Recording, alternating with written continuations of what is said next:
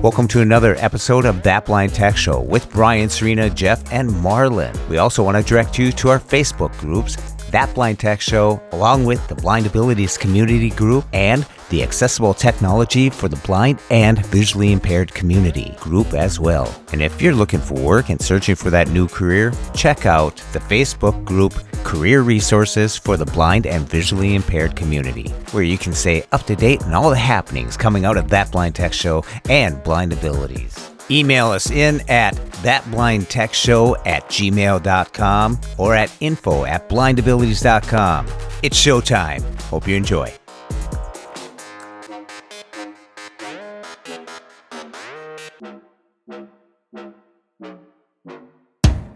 It would behoove you. Welcome back to That Snarky Blind Tech Show. I like it. Well, let me grab my soapbox. Hold on. Psst, there's only 3 steps. She's really short. See, I could be mean too. Make sure that stays in the show, Jeff. I think it's really cool. I mean, you got the glasses. If you can bypass it and go right into the visual cortex, hook it up to some neurons, that means it doesn't matter which eye disease that you have. Who's barking? That's my guide dog in the other room. Your white noise machine's not working too well, Brian. No, it sure isn't. As a lot of people in the blindness community have pointed out, CBS might want to change their name from All Access. They're not doing so great with audio description. It's ironic. Yeah, All Access. I always love when I see... Had a lot of hiccups. The Sound Plus Sleep Machine, high fidelity with nature sounds plus white noise. Boys, settle down. I told you on the last episode I'd come down. No. She's going solo, Brian. 3. No giggles. 2. 1. Bomb. Welcome back to another That Blind Tech Show. I'm here with the usual gang. How have you been, Serena? I've been doing well. How about you, Brian? I am fantastic for a Monday. But I guess now we know when we're recording, so we'll have to strike that from the record because nobody could know where or when we record. Thanks to Mr. Jeff Thompson. Start with, I am fantastic. You got to let me ask the question first, Jeff. All right. How awful are you? How are you doing, Jeff? I am fantastic as well, Brian, and nice to hear your voice, Serena. That's great. It's nice to hear my voice, but not Brian's, right? You see? There it is. We'll get to that snarkiness later in the show. He did it on purpose. It was clear. Oh, yeah, crystal. But right before we started to record, some rumors started to break. No, not that there's a cure for the coronavirus, but rather that Apple may be holding an event March 31st where they might make some announcements about the rumored iPhone 9 or SE 2 or whatever the heck they're going to call it. Serena, do you know, I know you're not rocking an SE, but do you know anybody that uses that device, and do they like it? I don't know anyone who has an SE, honestly. I think it's too small now, so I wouldn't get it anyways. But there are people that really like it because if it keeps the home button, I think that there'll be people that get it. That's the rumor. The home button plus a nice $399 price tag, and it's supposed to be just as fast as either the 10 or 11. Of course, none of this can be confirmed unless, Jeff, we know you know people high up in dirty places. Can any of this be confirmed? Yeah, and I put one of the Apple AirTags on it, so I'm still searching for it. That was another rumored thing we might be hearing. And of course, not Bigfoot, but the Apple Bigfoot, the AirPower, or a stripped down version of AirPower. And I got on, what's that day in July? Oh yeah, Amazon Day or My Christmas. I got this thing that I don't know how AirPower could be any better because it's an all-in-one charger. It's got a weird name. I'll have to look it up. Maybe we could put it in the show notes. But it charges my Apple Watch. It's got a pad for my phone. It's got a lightning connector, which I have my AirPod Pros on because I'm part of the PAL Club. Is it the PAL Club or the program, Jeff? It is the AirPod Pro Pals Club. Okay. Thank you. I always get that incorrect. Hey, Marlon here. I've still yet to get that invitation to join the AirPod Pro Pals Club. And I'd like to categorically say that even though I have my own pair of AirPods, and I have not been invited to join, that I categorically do not care, because the Jeff and Brian and Serena, they gotta join the Pro Pals Club, but not me. No, I'm just a voice, and I don't care about the Stinky Club, because I want to be in the club, and I do all these voiceovers, and I think, why Serena, why Jeff, why? And then it also has a USB slot where I could charge another device. So I don't know what more AirPower could do for me. And it's a nice little station I've got on my nightstand with a device that's now on that nightstand, which we'll be talking about later as well. I don't know why people are so crazy about AirPower. Is it a one nightstand? Is it a one nightstand? Or do you have two? Yeah. He doesn't get it. He totally doesn't get it. I totally don't. Is it a one nightstand or a two? How many nightstands do you have, Brian? Yeah, did you have a one nightstand? I thought it had to be something more clever than that. One or two. It was quick. You had to be quick. He still doesn't get it. I still don't get it. Do you have two nightstands in your room? I have one. Have you ever had one nightstand? What's that? Have you ever had a one nightstand?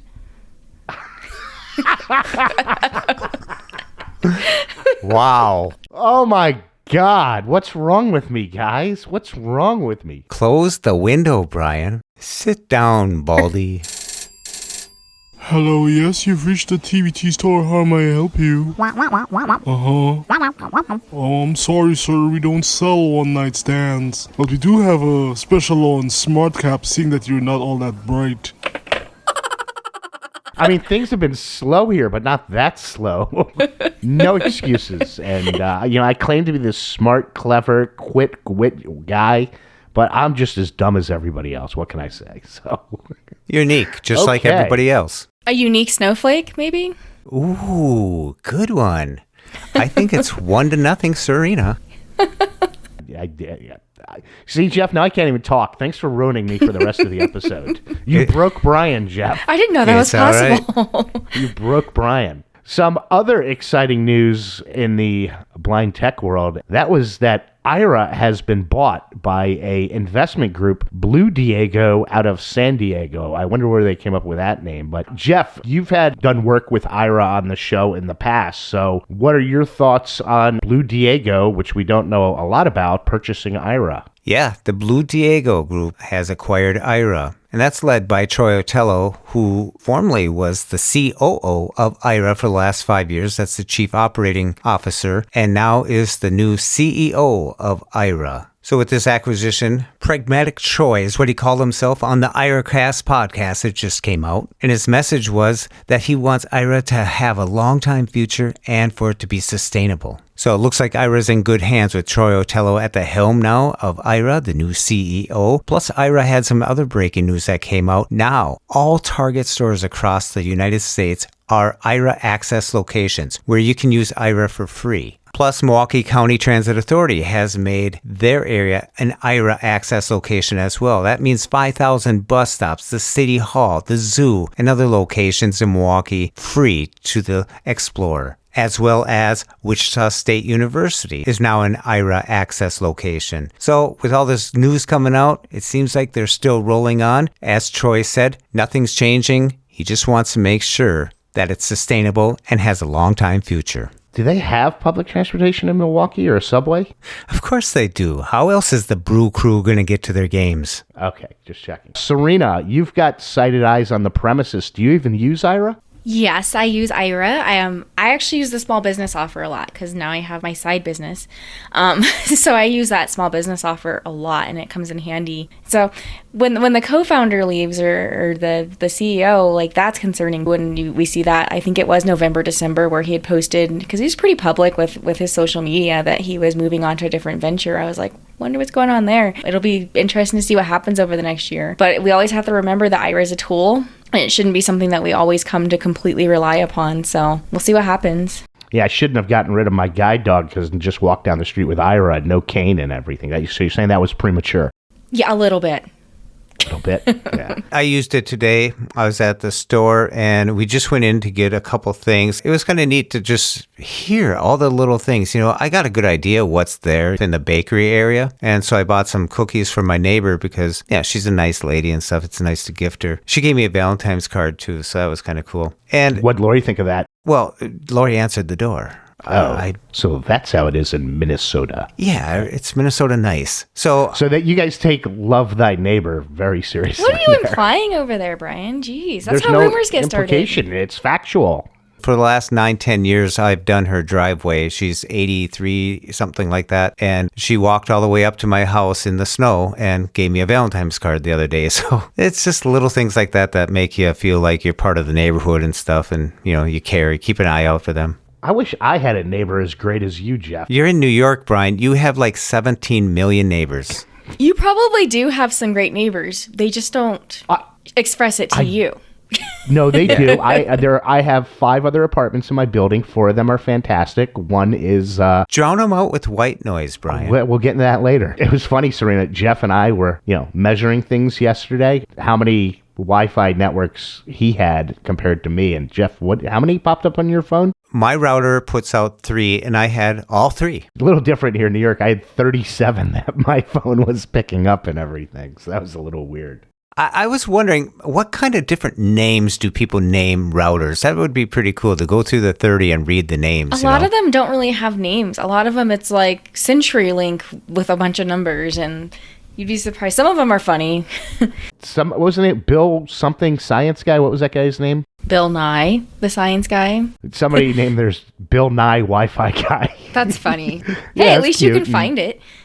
Yeah, my network's name is just Nash. So, But really, that led me to do something because in one of my beta updates, it switched all my settings in my iPhone because I would be taking off here like in an Uber or something, and all of a sudden it would say, you can connect to this. You can connect. It was asking me all these things. So I went in there and they got some settings in there that you can turn off, like automatically hook up to a hotspot or automatically ask or not ask if you want to connect to a Wi-Fi, even though, I thought it was set the other way. So went in there and I shut everything off. and what brilliant person on that blind tech show alerted you to turning that off? Nash. Top 5 answers on the board. That's answer 3. So we're playing the feud again. Actually, in the beta, I think it's set up differently than what I remembered before. The thing was, it turned it on in the beta because I've always had it turned off, and it just started happening within the last couple months here since the last 2 betas came out. So interesting thing that some settings like that would reconfigure, but it's a beta, so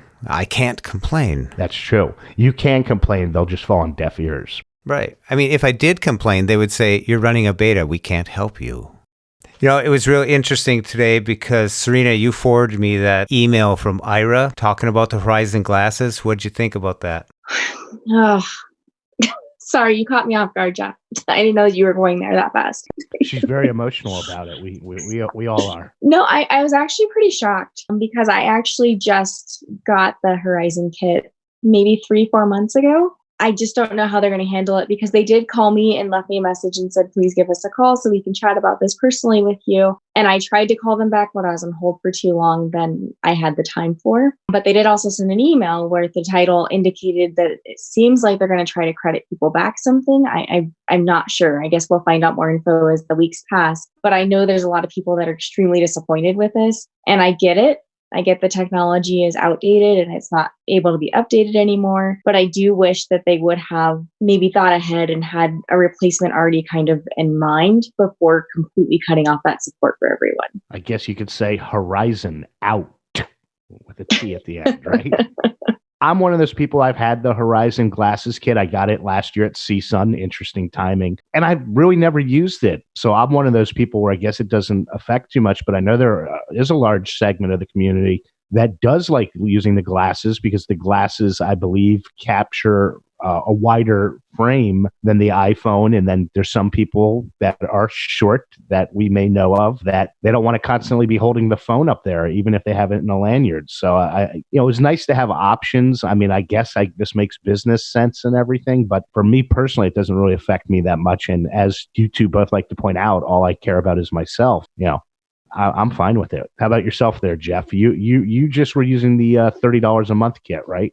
Yeah, I've always used the phone. Now, my wife Lori, she uses the Horizon Kit, and she likes it at work because she can just look at what she needs to do. However, a lot of times she just needs it for those quick answers, to her question or something. What's this? Something's handwritten or something like that. So she started using her phone. So she's in Florida right now, so the news just came out. I don't know. Maybe it's best she's down there frustrated in the hot sun with sand in her toes. And our friend Ed Plumacher just signed up for the $30 a month package because he loved the he had never used Aira, but the 5 minutes free. I was thinking $5 free. The 5 minutes free got him liking Aira, and now he's a subscriber. So we at least know that 5-minute package for free got them one more subscriber, if not more. Yeah, it's going to be interesting to see where Aira goes. It'll be interesting to hear what they have to say at CSUN. Serena has been using Google Docs a lot, and she said, we don't talk about the PC enough. So, Serena, why don't you jump into our special segment on Google Docs? Well, let me grab my soapbox. Hold on. Psst, there's only 3 steps. She's really short. So actually, my work has been using G Suite products, for a very long time now. And up until maybe about 2 weeks ago, I've been pushing everything through Outlook to do my mail and calendar and all those things. But Google actually paid one of our training providers to train us very in depth on using the Google products. Like, we actually have 4 weeks of training that's 6 hours a day. And so I committed to try to use like my email and Google Drive, Google Docs, all that stuff, and not use Outlook. And actually, I'm surprisingly happy with the switch because it actually Serena, just to be clear. Please, Serena, this is the podcast police. Answer the question.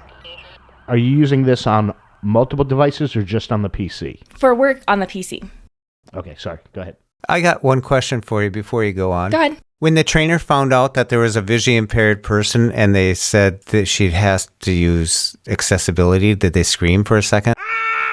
Well, the trainer that they paid specializes in, he actually trains our clients on how to use Google Docs as well that have vision impairment. Oh, cool. He's a very, very good trainer and has very detailed tutorials and things, way more detailed than what Google provides, unfortunately, because Google will give you all the shortcut keys, but he really explains exactly what's going on the website, like when you're moving to different parts of it and things like that.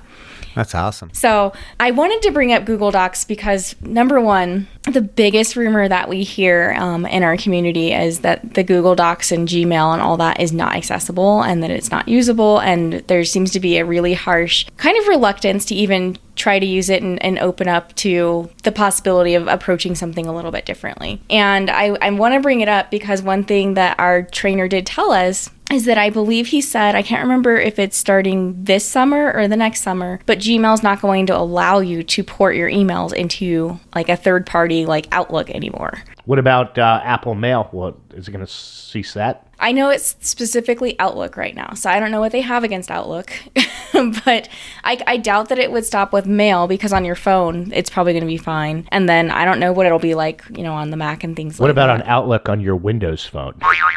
Who even knows? But I want to stress that, if you, for some reason, you have to redo your computer and all of a sudden you can't connect to Outlook, well, what are you going to do? Then you can only access Gmail on the web. So it would behoove you to possibly try to learn how to use it because it does work a lot different. It is definitely different because you're working with a website, and for screen readers and websites, sometimes the shortcut keys will override each other. So you do have to do some settings and get used to changing some things. But the features far outweigh kind of that steep learning curve. And for me, I don't know, Jeff, if Lori experiences this, because I bet she uses Outlook for work. But when I've been using Outlook, it tends to make JAWS crash at least once or twice a day, or Outlook freezes at least once or twice a day. And I haven't been having that happen since I switched to Gmail. It's been pretty smooth sailing. My computer runs faster. Everything is better without having a whole separate program open to do everything I need. It's all just web-based. Interestingly enough, Serena, I switched off of Gmail, probably about 5 years ago when Gmail and Apple weren't playing nice together. So I wonder if that's what may be going on right now. And when using VoiceOver on the Mac and the Mac Mail, Gmail just absolutely slowed to a crawl and everything. So it's interesting that you're saying that that's speeding up using the native client with Gmail. Well, and it's not really a native client. It's the website. So it speeds up because it's not getting pushed through a whole nother app or software. It's just going to a website that's designed to work with, Google Chrome and things like that. It's all designed to just work seamlessly together. Yeah. And I just recently started teaching a client, and it was interesting. His wife removed the Mail app from his iPhone and only has the Gmail app on the phone, which I have not used in years. And I was pleasantly surprised. It's very straightforward and very easy to use the Gmail app on the iPhone now. They've done a really good job with that with VoiceOver. And I know, Jeff, you tried out some Google Docs, because I forced these two to try it out for our show outline this week. So what did you guys think? Insert scream or head exploding here. Jeff, you want to go first or you want me to go? I'm open to learning. And so I took it upon myself to kind of look at it. And on the Mac, I was able to reorganize the outline a little bit and add some stuff and put links into some, the title that I wanted and Jeff, in go there. back, disclaimer, mention you're doing it in Safari too. No, he was doing it in Chrome. He told me Safari. He told me Chrome. Because it's not designed. Sorry. It's not designed to work in like Safari and Internet Explorer and Firefox and Edge. It's specifically designed to work in Google Chrome. Yeah, Serena, you sent me the link and I opened it up in Google Docs, and I happened to have my Safari open then. And it opened it up and I was able to toggle down and read the outline. And then I decided to to add some topics that I'm bringing to the show. And so I did so, and it seemed to work fine. There were some glitches because what happens is I could tell the focus, like if I paste something, the focus jumps around. So I got to recalculate where I am. I was going to go back into Google Chrome and try it there, which I did earlier when I was using it. And I'm optimistic about it. I think it's something that I would have to take, the learning curve of saying I'm going to commit to this for a week and see how it works for me, like you did. And you started to like it, and now you're surprised that you like it as much as you do. So it's something like that. It's not like most Apple products that I get. The intuitiveness is just right there, pretty much self-explanatory because I'm so used to it. So this is something different, but I'm always open to trying something new. And I started using Google Docs 8 years ago. I worked for two companies,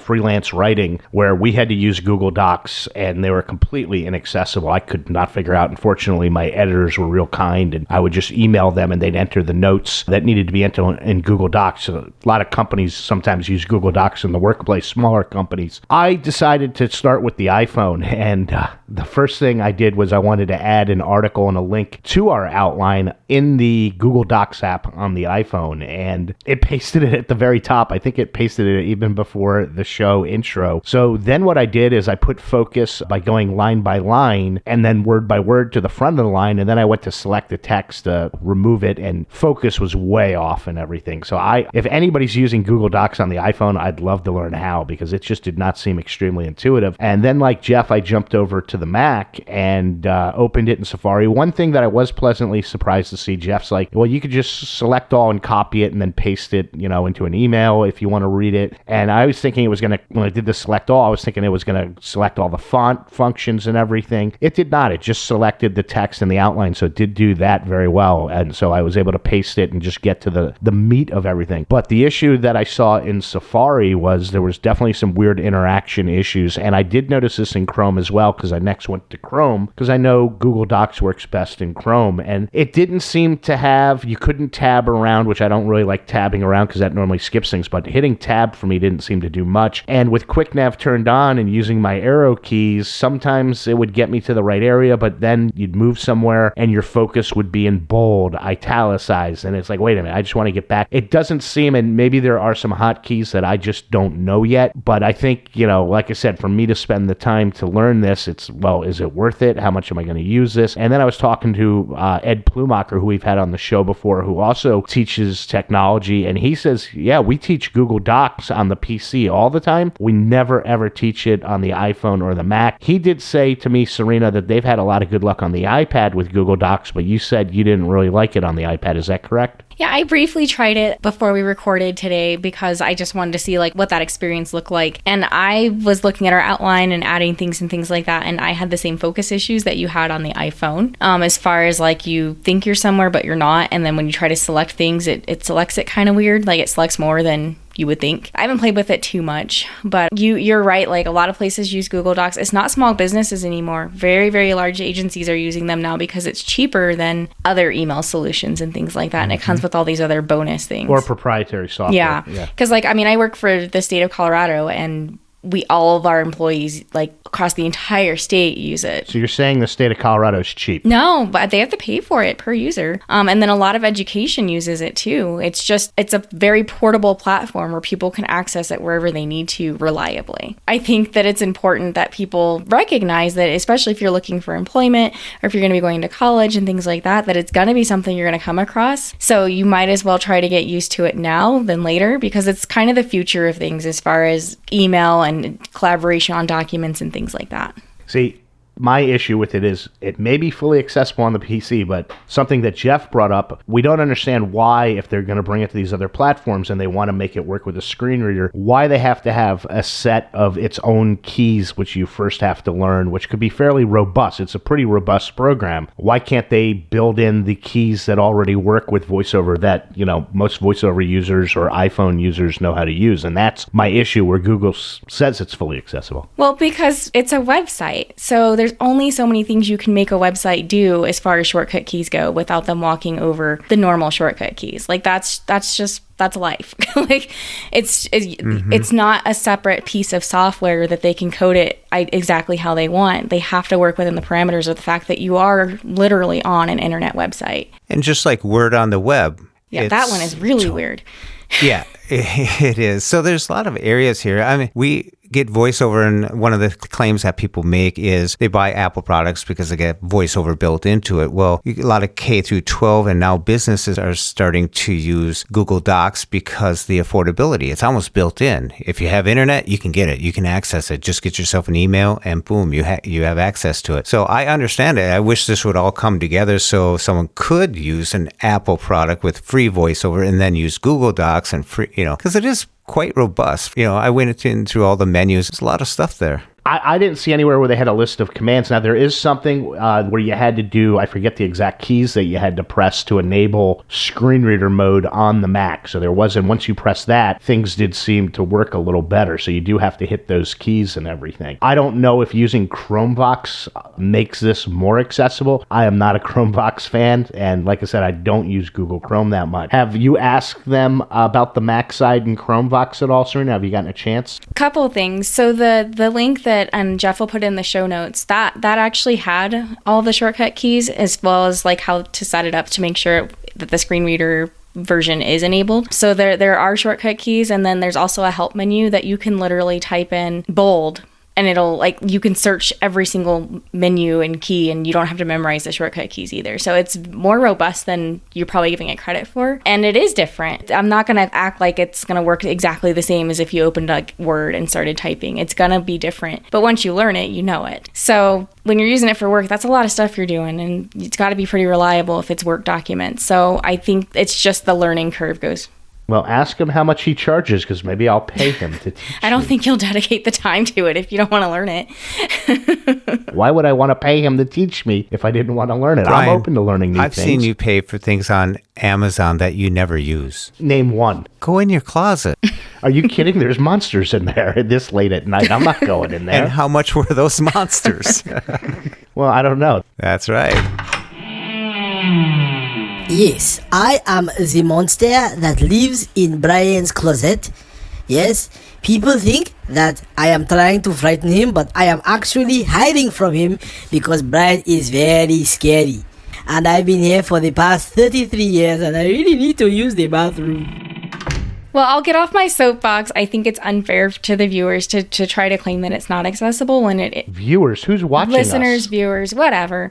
I think it's unfair to say that something's not accessible when it in fact is. It's just something that needs to be learned. Yeah, it's different. It's just like Jeff, it's different. Mm-hmm.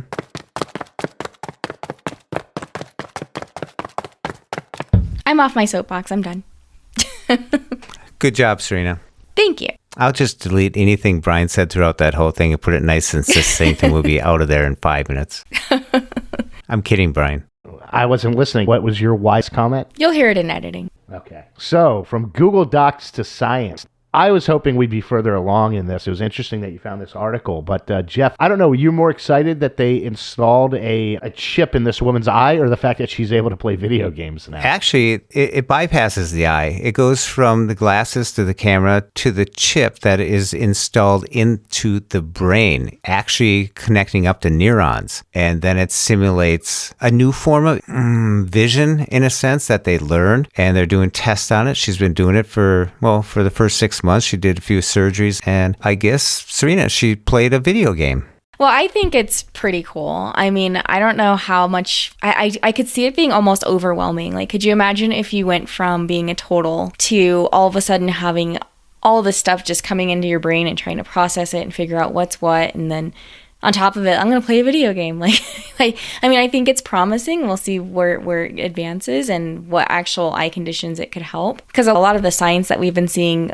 Jeff's right, has been kind of doing implants in the eye. And I believe this is one of the first ones that completely bypasses that and just goes straight to the brain. Actually, it's about the third one that they did this way since like 2011. I mean, none of this has really reached the level of, you're not going to pick it up at Best Buy or something like that. I just ordered it on Amazon while we were talking. I think it's really cool. I mean, you got the glasses, you bypass everything. So if you can bypass it and go right into the visual cortex, hook it up to some neurons, that means it doesn't matter which eye disease that you have, like if it's your retina, if it's something else, or even probably your optic nerve. But if it, like some people get in accidents where it swells up and it actually severs the optic nerve, well, it's pretty barbaric in a sense that it's, what would you call it? The video game she was playing was actually sent into the chip. So she's playing a video game and so it's a whole different interface for the human. So I'm kind of excited in a sense that they're doing something.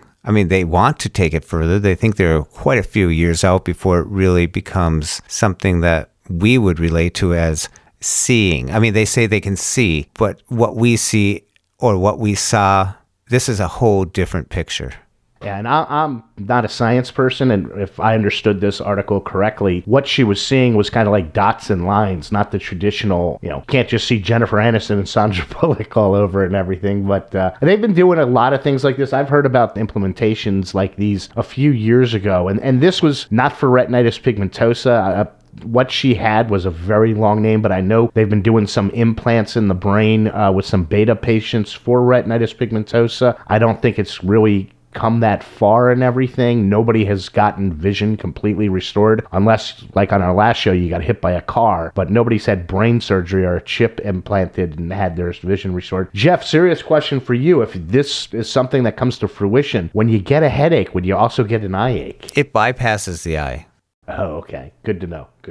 But, well, Jeff, question to you. If this was something that, say they got it to a point where you'd be able to see your kids, maybe not fully, but you'd be able to make them out a little, like they were standing there. Is this something you would consider having done to you? I don't think so. Having this something done to you, it's not like they can just say, here you go, and give you a warranty or give you a guarantee or something like. You're talking about part of your brain. And when I was reading the article, some of the brain tissue right around where they connect it up, they're only connecting it up to a few neurons. That's why it's so, is rudimental the right word for that?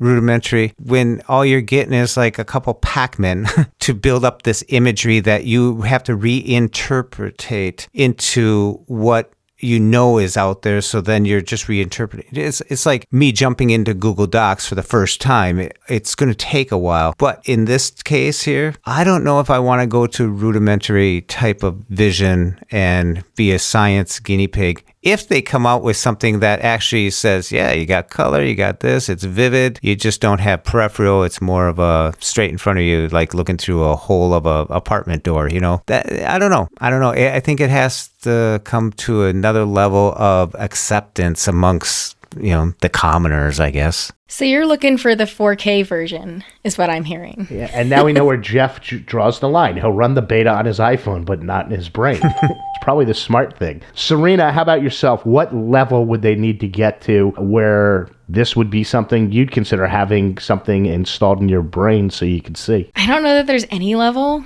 that I would get to, because brain surgery that controls your whole body. And if nobody's got to cut into my skull, then I'm not going to do it. Like, unless there's a legit reason, like there's a tumor or something in there and you're already in there, so go ahead and install this other thing, fine. But I'm not going to go through. Yeah, exactly. I'm not going to go through elective surgery for that. It's just not, I don't know that it's worth the risk for me. I think if they told me we could get you back to where you were maybe 12, 14 years ago, where I could, I walked with a cane, but I could see TV fine. I couldn't see like a movie screen because that was too big, but TV, computer screens, if the light was right, I could see people, but I'd still have night vision. I might go for it. So I guess, I don't know if I'm a little more daring. I might be a little more stupid than you guys, but yeah, it's something I would have to consider. One thing I know that my eye doctor, who's at the University of Penn Shea Eye Institute, told me, with a lot of these procedures, it's a one-shot deal, especially when it comes to the retina, where if you're going to have something done to the retina, it could be a one-shot deal because it's such a delicate piece of the eye and everything. Blinded me with science. Science! This isn't something you're going to jump into, This is stuff you're definitely going to want to think about, but food for thought. Jeff, because you didn't want us to start off with funny stuff, have you ever thought about, or have you ever wanted to sue a robocaller? Because there's a new piece of technology, we don't know how accessible it is, or you might be able to sue one of those robocallers. I got Verizon, so I have call detection. And sometimes when your doctor calls, they're not using the regular number, so it blocks it. And so I have to turn it off. And it's almost like I start to leave it off because you don't want to miss all the calls. Even if there's only a couple of them, it's still valuable. So I shut it off. Now, these robo things, I dislike them just like anybody else. It's a common thing. Yeah, we'd like to see them all taken out to the ocean and sunk, I guess. But I don't know. Can you actually sue them? Yeah, this is interesting because they give you we'll put we'll put the show in the show notes, the article in the show notes. And, if you're interested in this, like I said, we don't know how accessible the app is, but you may be able to make a little money. And if you do this and you do make some money, we expect a cut. So email us in at thatblindtechshow@gmail.com or tweet us in at blindtechshow. And it's a shame, Serena, because I think this only works on like a mobile phone. I really don't get a lot of spam phone calls on my mobile phone. I do, however, get a lot of spam phone calls on my landline. And I don't know if I'd sue them, although I'd like to. I like to just pick it up and wait until they start talking and say, you need to get a better job. And then I hang up on them, making them feel real bad. How about yourself? Would you like to get litigious? I don't know if I'd get litigious because I'm just not that type of person. But you should consider yourself very lucky that you're not getting a lot of spam calls on your cell phone, because I get multiple ones a day. I also have Verizon, so sometimes it'll say potential spam. So I'm just like, nope, not answering that. But then other times what they do is they'll have a phone number similar to your phone number. So you think that it's just like somebody local calling you, and it's definitely just spam. And I used to block them every time that they would call, but it's a waste of time because they just call from a different number every single time. And it's extremely frustrating. If I could have a way to have none of these calls come to my phone ever again, I would. And I know on the iOS 13, you can make all the numbers that aren't like in your address book just go straight to voicemail. Can't do that though. I tried that. Yeah. And you miss a lot of calls. Yeah, I tried it, and then there was calls that I legit would have wanted to answer. Yeah. And so I had to turn it off too. Yeah. Do you guys answer most of the calls you get from numbers you don't know, or do you just let them go to voicemail? I send them to voicemail. I don't even answer them. That explains why you never answer my call. But, you never call. Oh, I tried on Valentine's Day, but I thought that would have been weird. I didn't even know it was Valentine's Day. Actually, I always know it's Valentine's Day because it's one of my best friend's birthday, and I'm godfather to his daughter, and I was best man at his wedding, so I have to call him. Jeff, Brian, getting back if you were once again lonely on Valentine's Day, just don't worry about it. It's not that bad. What's really bad is the rest of the year, nobody loves you anyways. That was really mean. That was especially mean and out of left field. That might be the meanest thing you've ever said to me. Let's play that sad violin, and world's tiniest violin. Jeff, I was out shopping for a new nightstand on Valentine's Day. Just one nightstand. But you ended up with 0, right? I can't wait till we get to that email because There's so many things I'd like to say to you two right now, but You just tried to hijack the joke that you totally missed earlier in the show. He sure did. You can keep pouting in the corner, Brian. We know it's all for show. meanie, two meanies and a nice guy. I get flack just because I'm a realist, but Jeff, the long-awaited Bard mobile app update dropped. It had a lot of tinkering done behind the scenes. I know you've played around with it. What are your thoughts on the latest update to Bard? You know, Bard has been around for a while, and that's the NLS, which is a National Library Service. But the update that just came in is 1.3.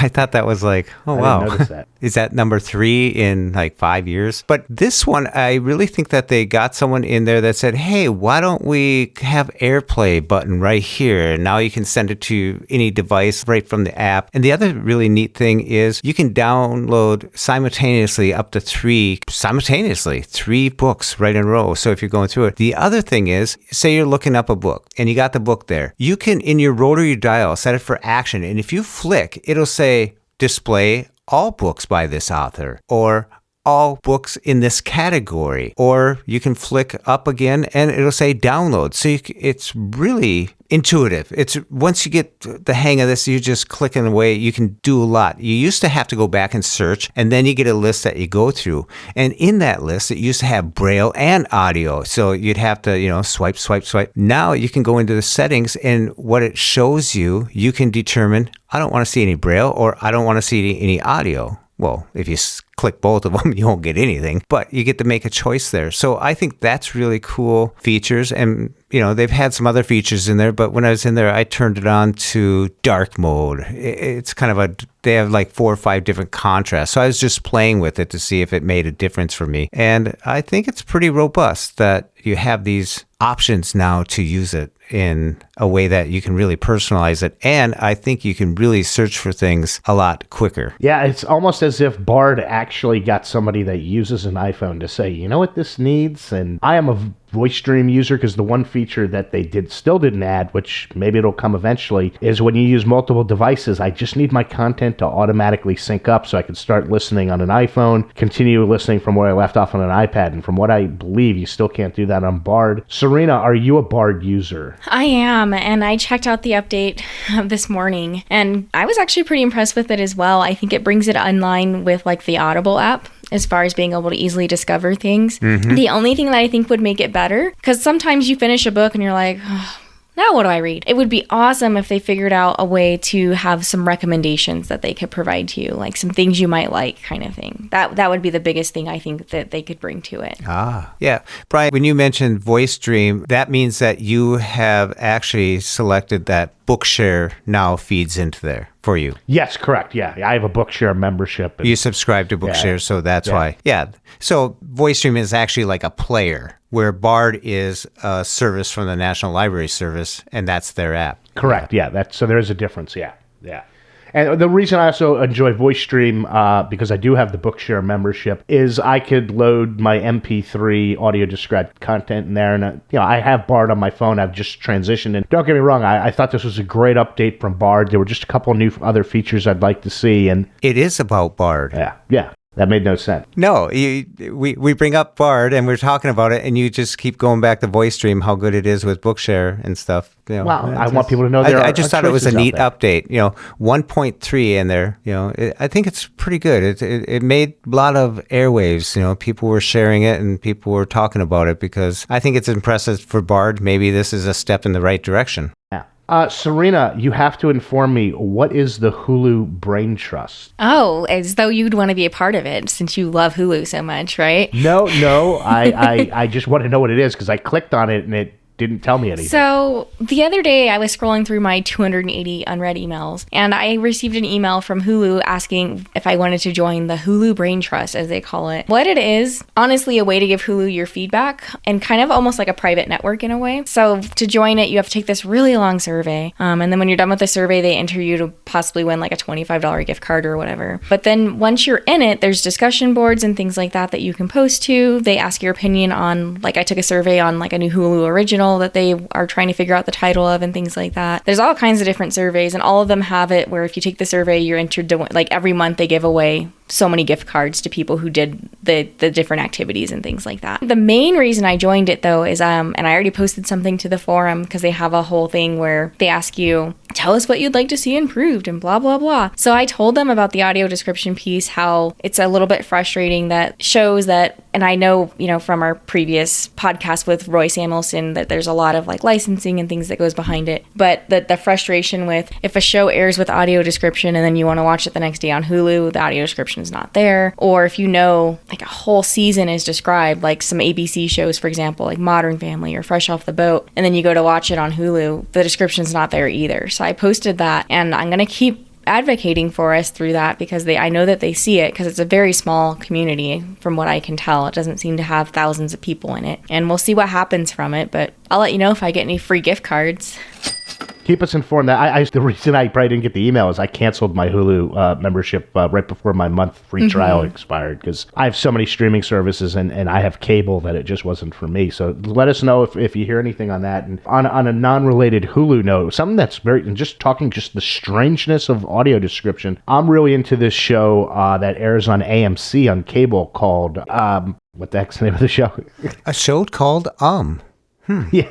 Is that UMM or just UM? I'm really into it. Okay, the show's name is Better Call Saul. And when it airs on AMC, this is the prequel to Breaking Bad. It does not have audio description. So season 4 came out on AMC almost a year ago. Well, it just finally came to Netflix. And for some reason, when it comes to Netflix, it then has audio description, which is really bizarre because it doesn't air, at least here in the United States, with audio description. So I don't think anybody knows what's going on with audio description. The same thing happens to me with a show called Greenleaf, and that comes on the Oprah network or whatever, and it does not air with audio description. In fact, I don't even think there's an SAP option on the Oprah channel to check it out. But I thought she was Miss Inclusivity. But then when it hits Netflix, it's described. It's super frustrating because I have to wait like 6 months to watch the current season. Yeah, and as a lot of people in the blindness community have pointed out, CBS might want to change their name from All Access. They're not doing so great with audio description. It's ironic. Yeah, All Access.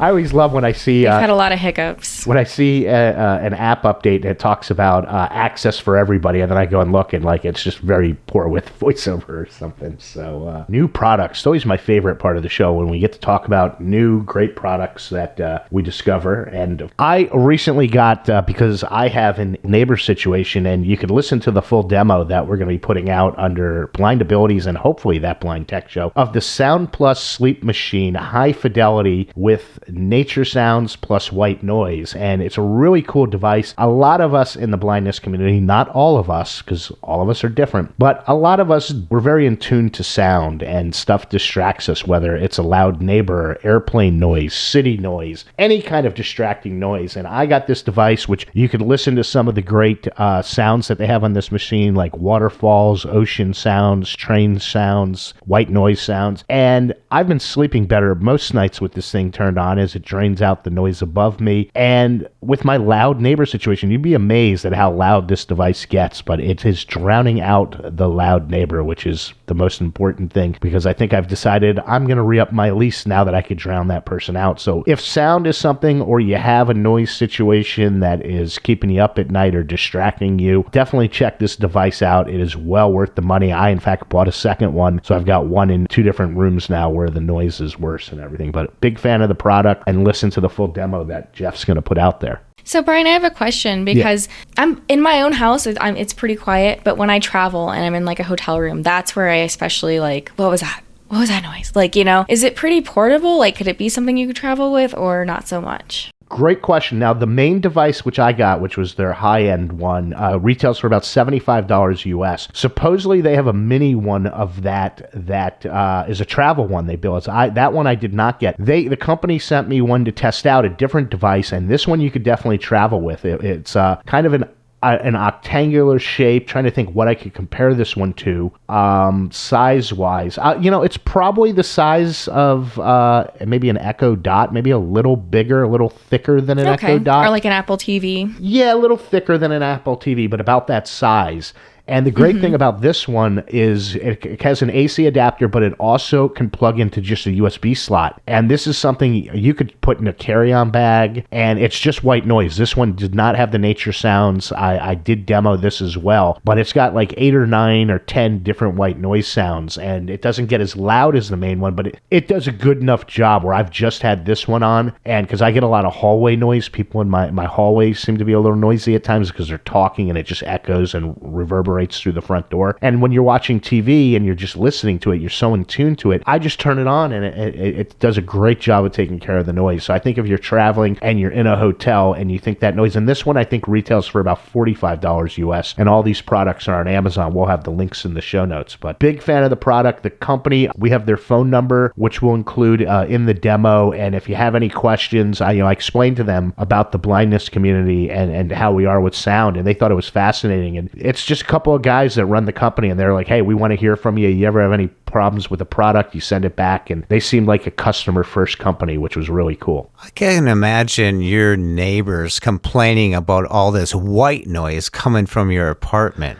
Hey, if they weren't making the noise first, Jeff, they wouldn't be hearing the white noise. Yeah. So another product I got, I'll talk about portability, was the Jelly Comb. They make a lot of products, and I just got a ergonomic Bluetooth foldable keyboard. And this thing, I've had a couple of foldable Bluetooth keyboards. This one really impressed me. It sells for about $23 US on Amazon. And when you fold this one over, it's about the size of an iPhone 8 Plus, a little shorter width-wise. It's the same thing. You wouldn't want to sit on it, but if you're walking around, this thing would fit in your back blue jean pocket, and it is really thin. I was able to fit both the keyboard and my iPhone 8 Plus in a shirt pocket. There was a little weight to it, but you could definitely do it. And the only thing about this keyboard is because of the way it folds, some of the keys are a little further over, but they're the regular size. I know that's a problem with some of the foldable keyboards, is the keys are a little too tiny. These keys are the regular size. It's just because of where it folds to the right of the T key, I want to say G key, there's a little space, so your keys are just a little further over, but I've gotten used to typing with it immediately, and I thought it was a pretty cool product, and you can't beat the price. And what's the name of it?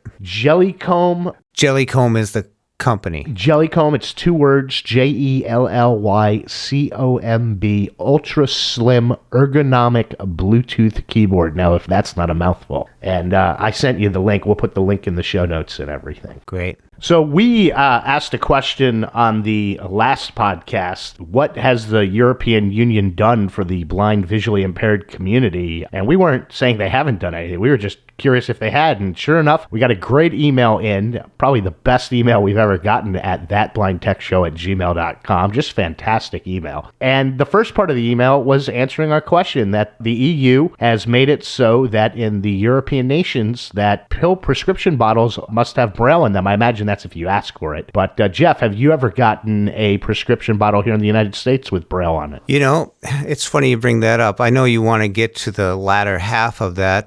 Really bad, but go ahead. Envision America has what they call scriptability, and that is like a 3-part package where you can get it in Braille, audio, or large print. And they just went across Canada. They just announced it on February 13th, and they went across to all the Walmarts last year. And when we were in England, Lori had to get something for her. She scuffed her knee. Jeff repellent medicine? Actually, they went to the pharmacy and someone got something. And Lori noticed that there was Braille on it. They put a clear plastic and Braille right with the product. So she thought that was really neat that over in Europe that you get things with accessibility built into it. Now, I don't know if there was options to get it in audio, but Minnesota, the Senate just introduced that pharmacies will have to provide audio or Braille to visually impaired people. But the email, I'm glad she mentioned that the EU did do something for the visually impaired community. What else did she say, Brian? But that wasn't the best part of the email.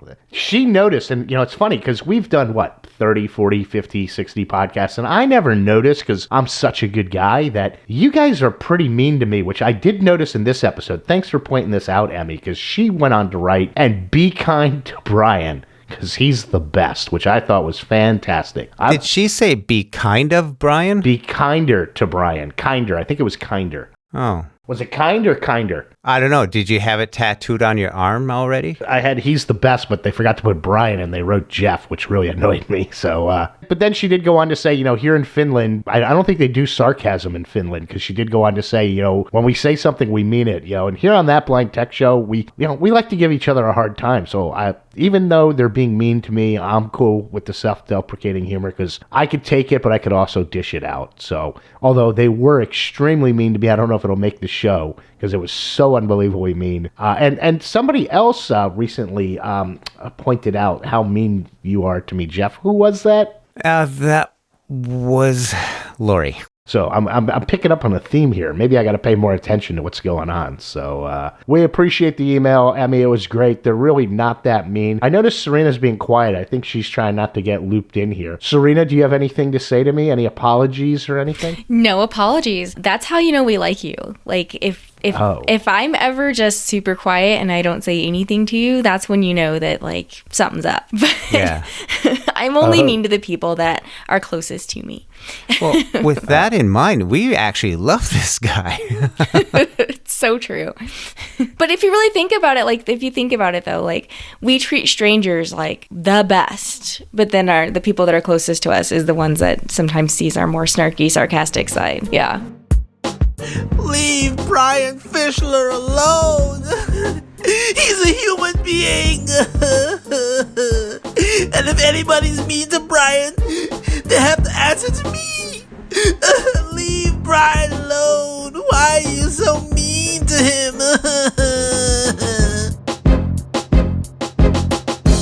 If you can't pick on people and have a good time, we like to have a good time on this show, and I only cry about every other episode when we hang up, so, yeah. My guide dog knows my pain. So, Jeff, we did get some other emails, but I'm going to let you introduce these since they came through the Bat channel. Actually, on the Blind Abilities WhatsApp channel, we had some comments about the last episode and the episode before. And one came from Chip, and he said that he really likes the show. Great show. He likes the snarkiness in it. It separates us from the other podcasts. And he says he noticed that there wasn't moderator interaction when Serena was gone. And he didn't say if he liked. He said the show was still great, but he likes the snarkiness of the show. So keep up the good work is what he says. And that came from Chip. And Chip, I don't know if you got to respond. I'm not on WhatsApp that much, but originally the name of the show was That Snarky Blind Tech Show, but due to the length on Twitter, we just decided to lose snarky. So you're onto something there. Thanks so much for the message, Chip. Brian, did you know every time that you lie, an angel loses its wing? Wow.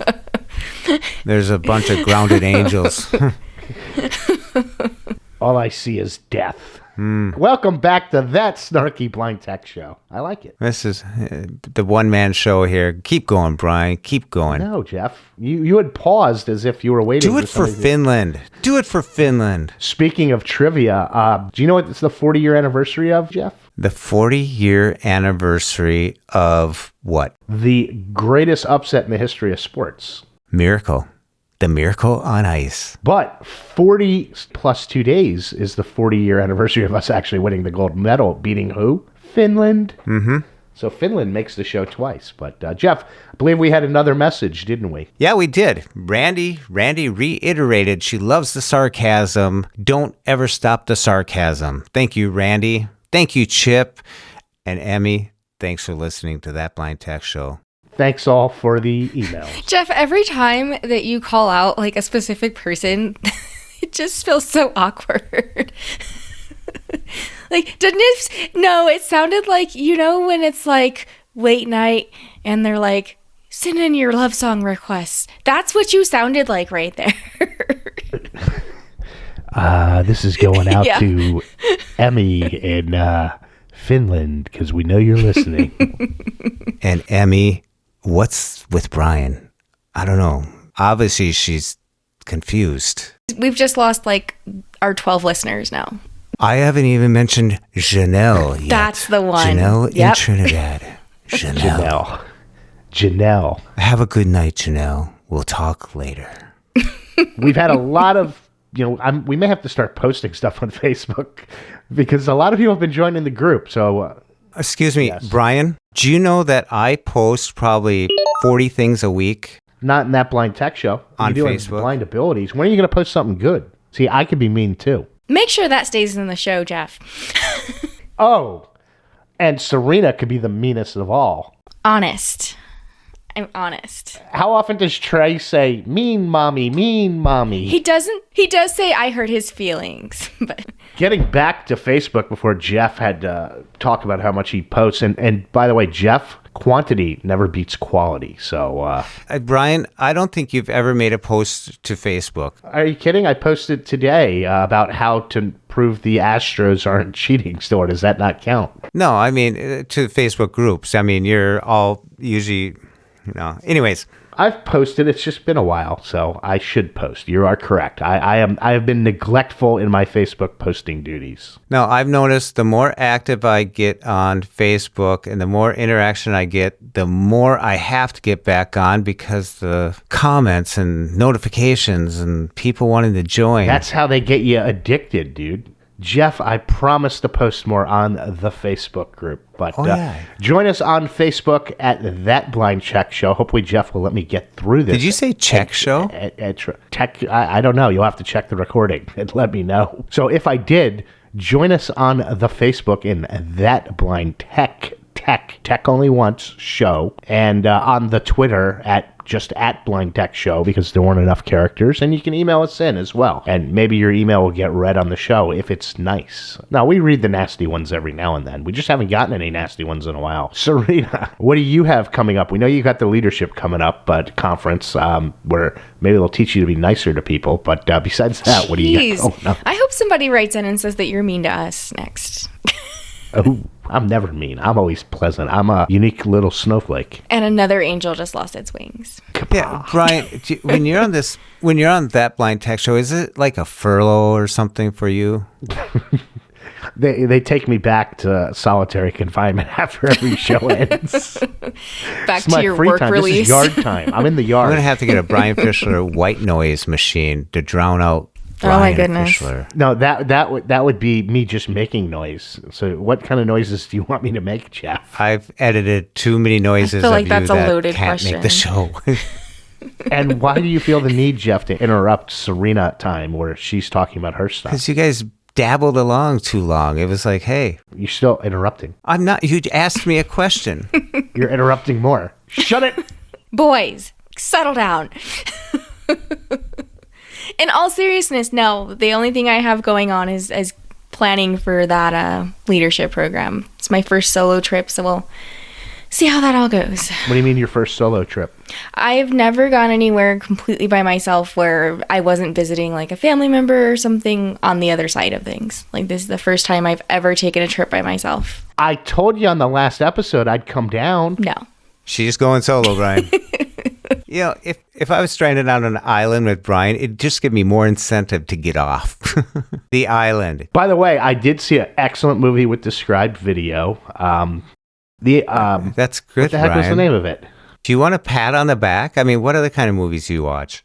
I watched a couple of awful ones with described video. I'm blanking on the name, so you'll have to listen to the next show. But Jeff, what do you have going on? And hopefully I won't remember while you're talking so I don't interrupt you. Well, my hockey journey continues. We played an exhibition game up at the Super Rink here in Minnesota, which happens to be 8 sheets of ice, which is the largest skating complex in the world. And Henderson Foundation had an event going on, and the United States blind hockey team was here playing the North American blind hockey team. And that was interesting to experience watching. And I played in an exhibition game to demonstrate Minnesota Wild blind hockey. And after the game, the coach of the U.S. hockey team came over and asked me to come to tryouts for Pittsburgh. So I'm headed to Pittsburgh. So I'm on the road to Pittsburgh now to try out. So I've increased my training, and I'm skating 3 times a week and training twice a week between those days. So got to get them legs going. Got to get this old boy going. But another exciting thing that happened at the Hendrickson Foundation, I got to model some Under Armour t-shirts. So that was kind of cool. Speaking of modeling, though, I did remember something that, you remember that time, like a little while ago, I told you guys I was in a documentary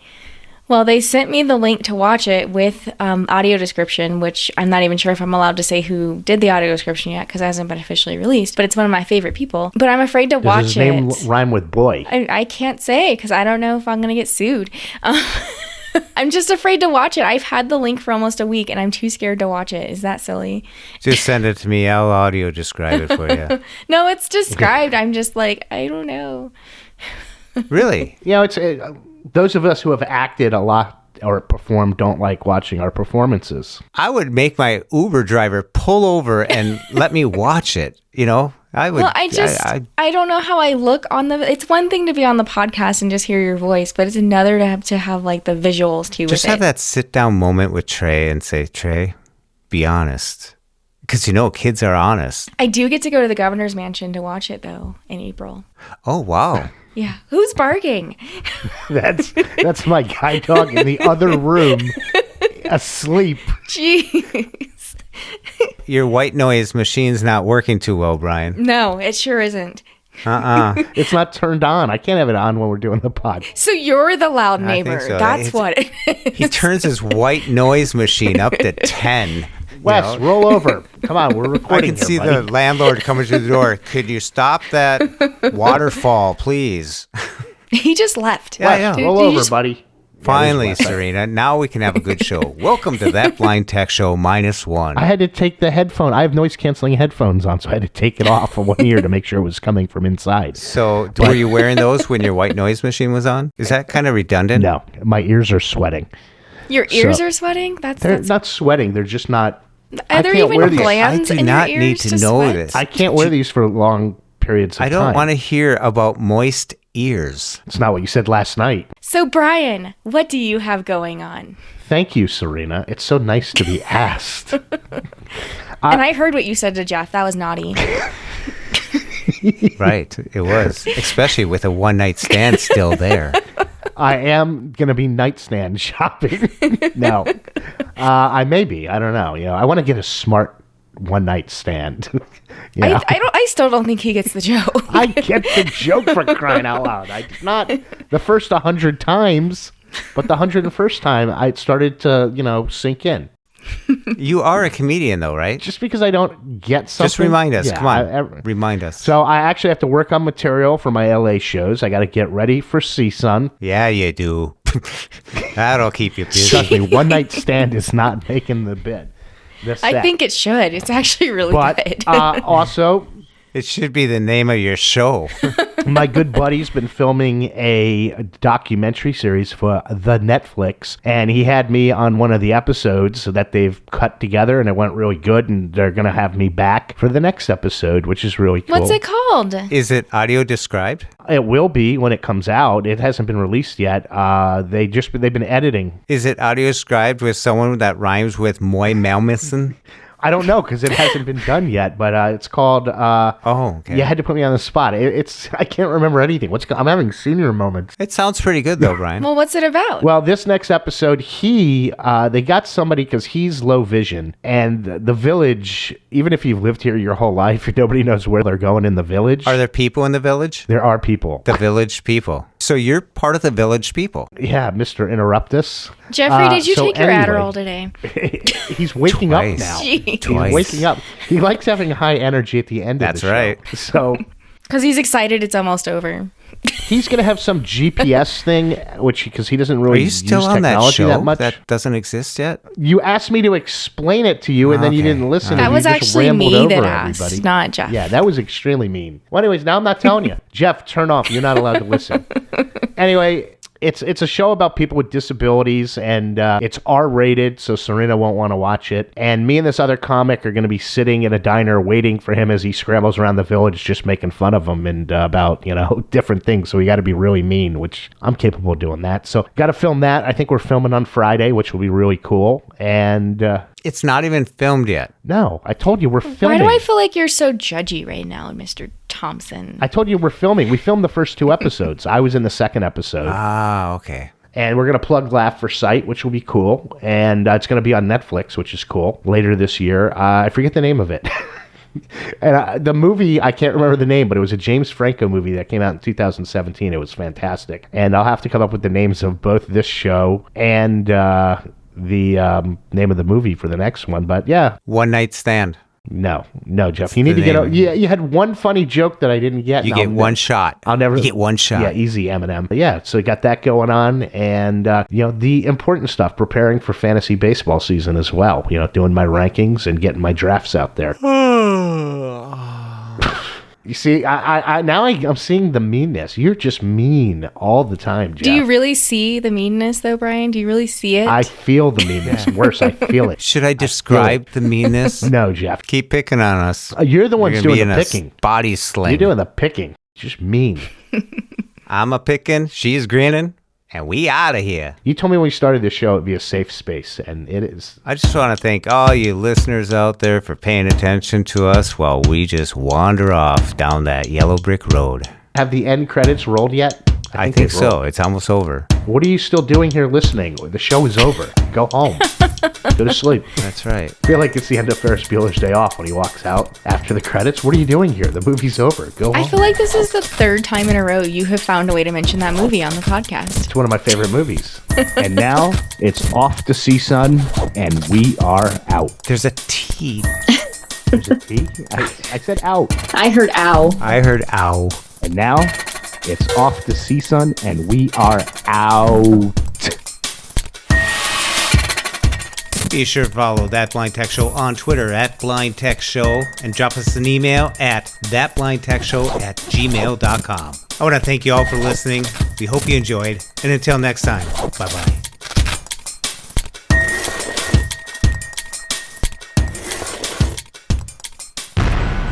When we share what we see through each other's eyes, we can then begin to bridge the gap between the limited expectations and the reality of blind abilities. The realities of blind abilities.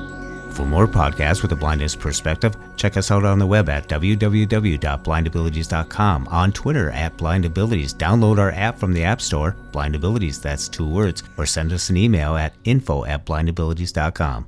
Thanks for listening.